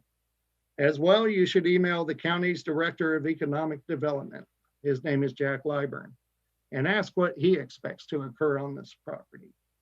When you hear what their thoughts and intentions are, I think it is possible that you might implore them, the commissioners, not to take the land back from the IDA, but instead to ask the commissioners to pause and direct the IDA to finish what they started with the town of Mount Airy a decade ago. This is not the time to walk away. It is the time to bring this to fruition. And if by some chance, following a public hearing, it is soundly rejected by our town, then at that point, the commissioners may take the Harrison-Lashire property back under their control and do as they feel is in the best interest of their constituents. That's the end of my comments on that. And at this point, I would ask any other council members if you have anything to say about this, or if you would like to provide a rebuttal to my comments. And if the mayor's on and he wants to say something, he can as well. But basically, if anybody's got any questions now, go to your commissioners because they have all the answers, not us. So, any comments? Okay, well, Councilwoman Washaba. Yeah, I just would like to say that was a great letter, Larry. I think you expressed my sentiments. I was very shocked when I heard the news because we weren't given any indication whatsoever. And after being on the Planning Commission for 6 years prior to being on the council, that's all I heard. You know, at every Planning Commission meeting, we always discuss the Harrison-Leger. I worked on the OPE zone that we put into effect for the town, and we spent an awful lot of time working with them to make sure that if it was annexed into the town, that it would be something that we could live with and that our residents would be able to live with as well and be happy that it was annexed into the town. So it's a big disappointment. As you said, we're right down at the final 9th inning. So hopefully maybe the other commissioners will listen to the residents in the county and hopefully rethink it. But I thank you for writing the letter. It's very well done. Yeah. Thank you. It looked like, and I would recognize Roxanne if she had something to say as the chairman of the Planning Commission. Yeah, Larry, can you hear me? Yes, we can hear you. I don't know if many of you know it, but Hannah, our Carroll County planner, at our last meeting also told us that parcel 20, the parcel that they had requested to be rezoned, that's up farther north of the Harrison-Leger property, the commissioners denied that rezoning. So okay. When she said that, I kind of, my wheels started turning. And I, like Patty said, this OPE was designed with the IDA in mind. They came to us, they helped to make that zone. We have been working in good faith for 10 years. I would like to personally know what the reason is and why they've made that decision and why they haven't come to us to say anything about it. It's just very striking to me. It's very, I don't have any love lost for our commissioners in Carroll County either. And I hate to say this, I'm not surprised. I am not surprised, but I'm very disappointed. We've spent a lot of time on this, that we could have gone in other directions. It's just, I'm just gobsmacked. It's the only thing I can say. Well, what I would say is that, and I've already spent enough time on my comments, but, the IDA is a good organization. I don't know, all the reasons that they could have decided to pull out at this point, but I wish they would come back to the table with us so we could discuss this before they totally throw in the towel. Because I think we were going the right direction. We have a public hearing that was going to be coming up, and there's no way for all of us council members to lay all of our cards on the table prior to a public hearing. We need to hear what the residents have to say, and we need to act in their best interest. I would tell you, and I think it's pretty obvious from the letters I wrote in the messenger, I was on board. I was waiting for,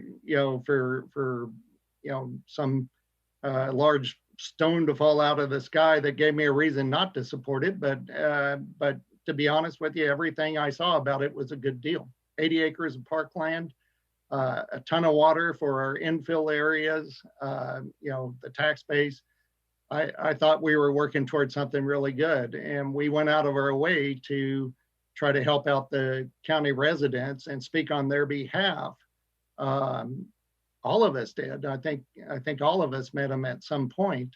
And the mayor went out there. So, now those county residents are going to have to talk to the commissioner. So they've lost 5 council members and a mayor, and now they have to go up there and deal with their elected officials. And, and we'll just see where it goes from here. Maybe it'll get some new life to it after this meeting, but I don't know.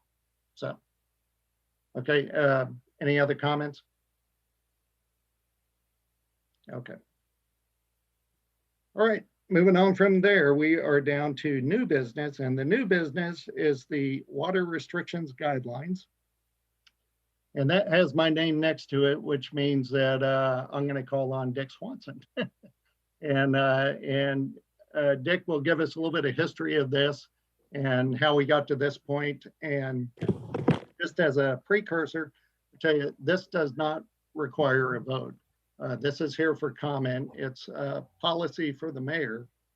And the mayor has asked that we listen to it, read through it, and make any suggestions. So Dick, I turn it over to you. Thanks a lot. The town code provides for the mayor to put in water restrictions should there be a drought or other type of situation that would necessitate that. However, the town code does not specify how you do it or what the options are. So back in 2007, because there were some problems with or issues with the potential for drought, the Water and Sewer Commission recommended it was accepted by the mayor and passed by the council, although as town council president Hushhauer said, did not require a vote. A tiered system said that should you go to a water limitation because of drought situations, these are the options. Well, it has 7 different tiers. That was pointed out subsequently that's kind of cumbersome and probably unnecessary. Also, that 2007 policy did not give any background on, well, what do you consider when you're going to implement water restrictions, other than the fact that you listen to the town council's input, you may take some input from water and sewer, you may take some input from the water department, but no specifics. So it was decided by the Water and Sewer Commission to update that policy that is still in effect. And what you have in front of you tonight is that policy that's been generated by the Water and Sewer Commission and recommended that the mayor approve it, but it also includes the fact that it probably should be passed by the town council so that you're aware of it, and if there are any concerns to be expressed, and then they can be addressed. Simply put, the policy goes from 7 different options of the level of which you would restrict water to 3. There's the normal situation, which is nothing is restricted. There is a situation where you would have a voluntary, and then the third one, and this is the one that counts, mandatory restrictions. And each one of those has a set of criteria you look at that you could base your decision on. And if you look at it, you'll see it's a lot of well data, and it's a lot of state of Maryland and county and things like that. But simply put, there are very normal ways of looking at the possibility of how severe any restriction should be if you need to do it, based on sound criteria. And then the judgment call is finally made by the mayor. So this is what I would consider a tremendous improvement. We go from 7 tiers to 3, and we also give some background as to the things that should be considered in the judgment of which tier you're in, and if you're in the mandatory, how severe. I'd also point out that the reason this thing really dwells on droughts is because they are hard to determine when you need to go from no restrictions to voluntary to mandatory, because they have implications of they affect people's lives. And so this provides some guidance, some background, some way to do that. Other times that the code provides where you may have to put in mandatory restrictions of water use really are fairly easy to determine. You have wells that get polluted for some reason. You have an earthquake that would disrupt your water lines and things like that. So that's pretty straightforward. Drought, that's a tough one. So with that, I'll just turn it over. Are there any questions?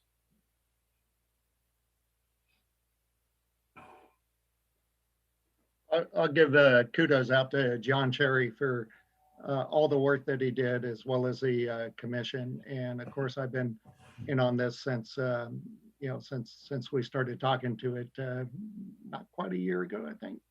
But regardless, I think you guys have done a great job, and I had no problem with the mayor signing this. Does any other council member have a comment, or does anyone have a reason why the mayor should not sign this?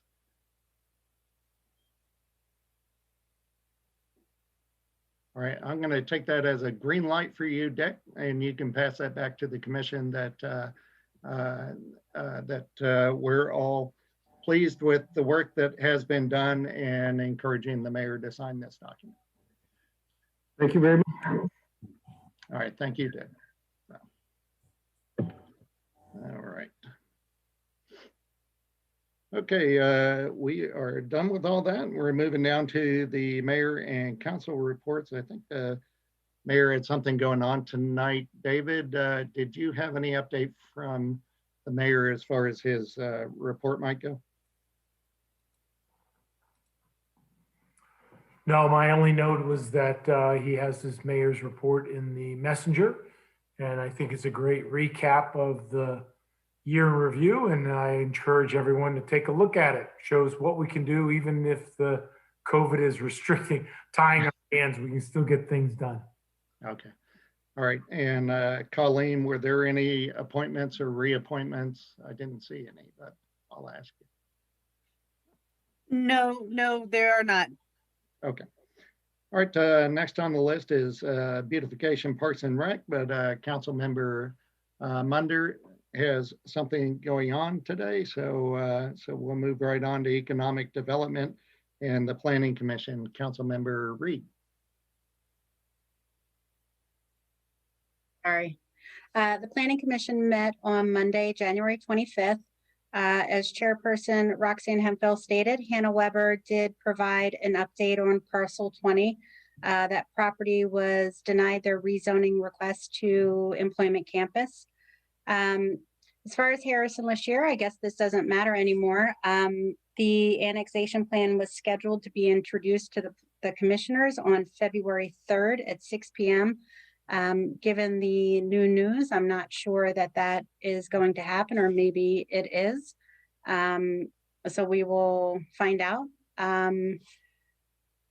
The Developer Rights and Responsibilities Agreement, the Planning Commission did give a favorable recommendation, stating some changes recommended by Carl, but we will wait to hear that until March. The Planning Commission actually has started discussions on the 2023 master plan. John Breeding came up with a schedule that we will kind of see out through the next year. We are going to host monthly workshops with the other commissions to get their input. So stay tuned for more information on that so that your commissions can actually join those workshops. An update on Chick-fil-A. Apparently it is scheduled to start construction in April. I believe John Breeding said there's a chance that they might be open by the end of the year. So we'll again see how that progresses. The next meeting is February 22nd, 7 p.m. Zoom. The Economic Development Commission met on Wednesday, January 27th. Just a quick announcement. The Economic Development Commission and Mount Airy actually received the Frederick County Economic Development Municipality Impact Award for Envision Mount Airy Tour of Possibilities in 2019. Donna Marie and I had the pleasure of accepting that award a few months ago. Unfortunately, we forgot to announce it.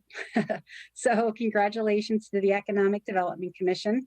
There is also $4,000 of the downtown facade grant money still available.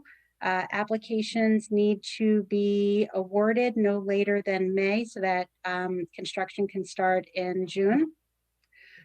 The Mount Airy Business Survey is finally complete and scheduled to go out to 350 businesses in February. We actually hope to review preliminary results at the February meeting. Sorry, I'm so confused. So stay tuned for that. Upcoming, we are still looking at building a brighter future new business incentive program. The brand ambassador program is moving forward.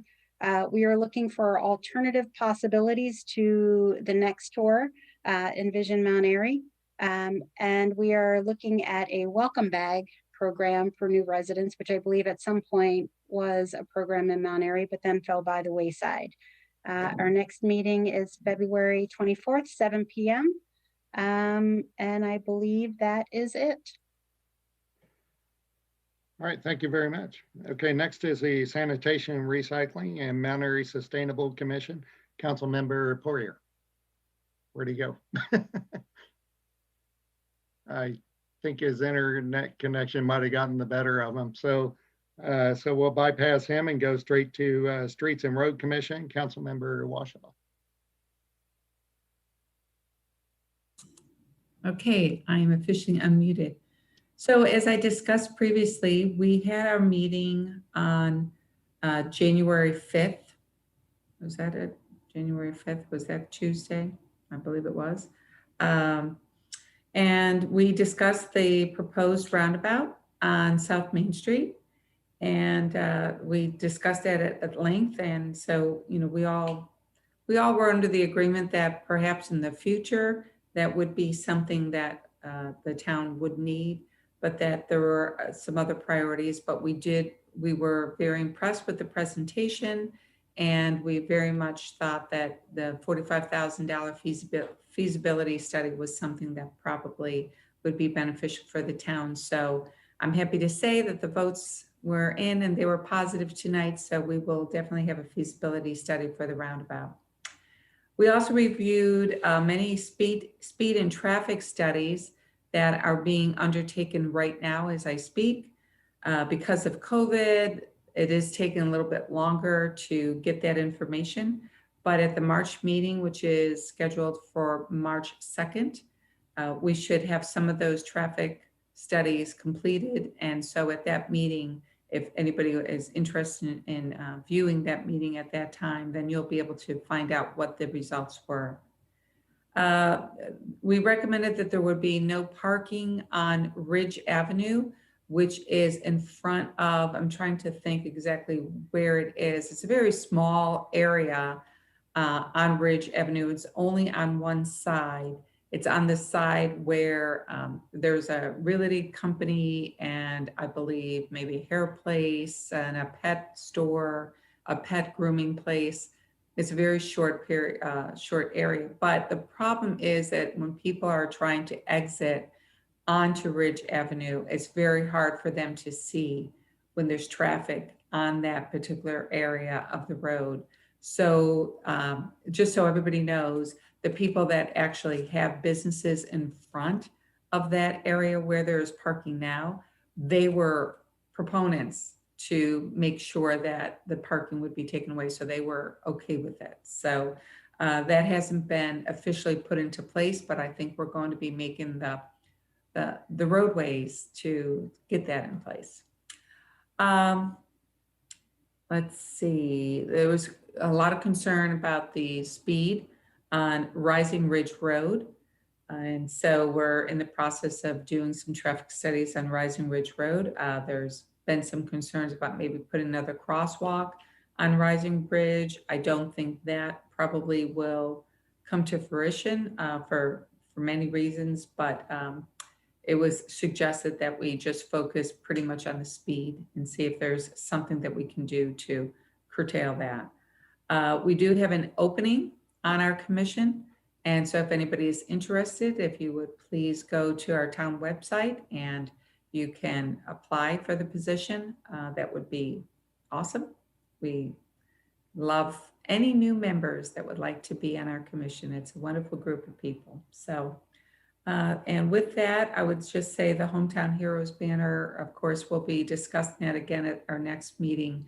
But look at the town website for more information on the possibility of opening up the program in the near future. So with that, that's all I have.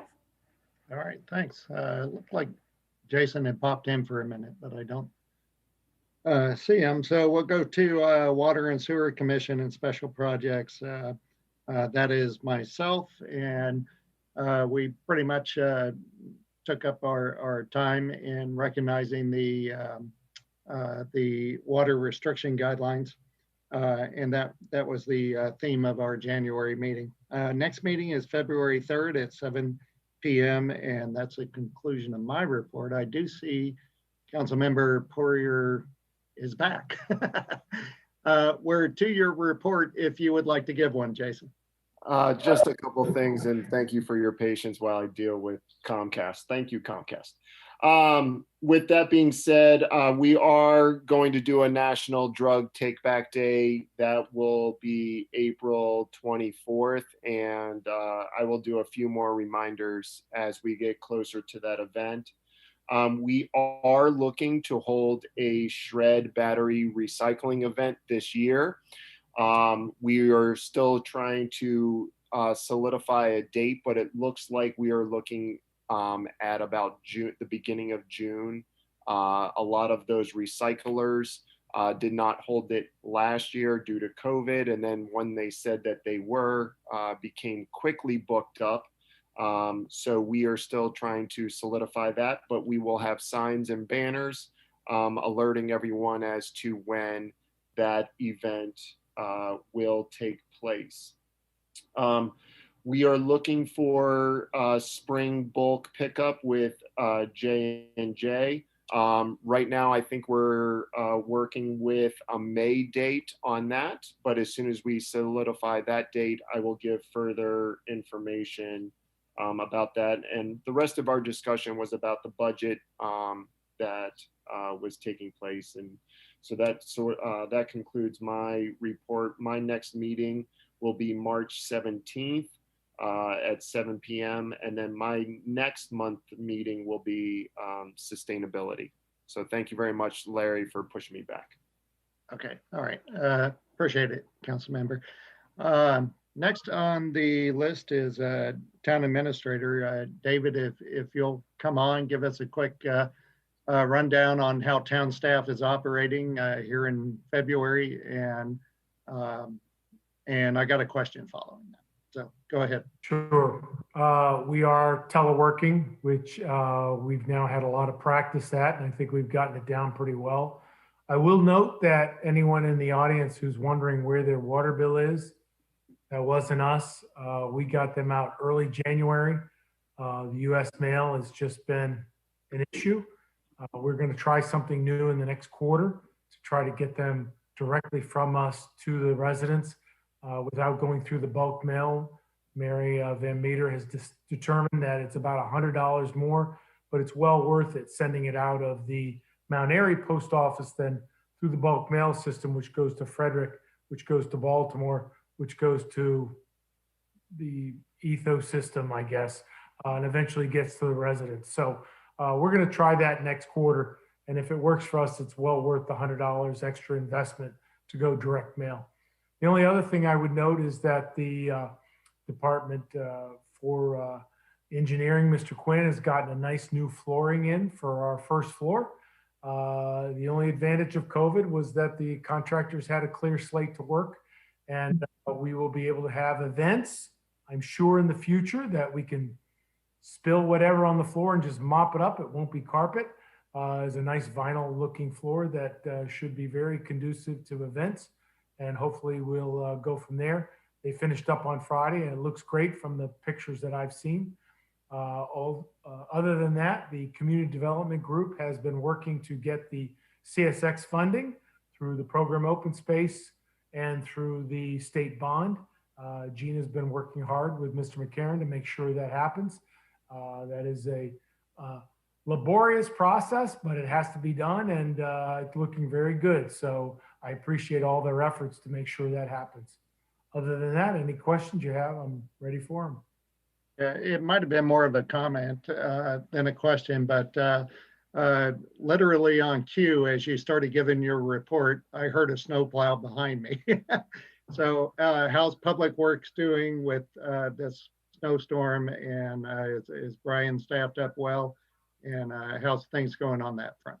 Yes, Brian and I have been talking prior to the storm. It was nice to have a lot of warning. It gave us a lot of insight as to how to do it.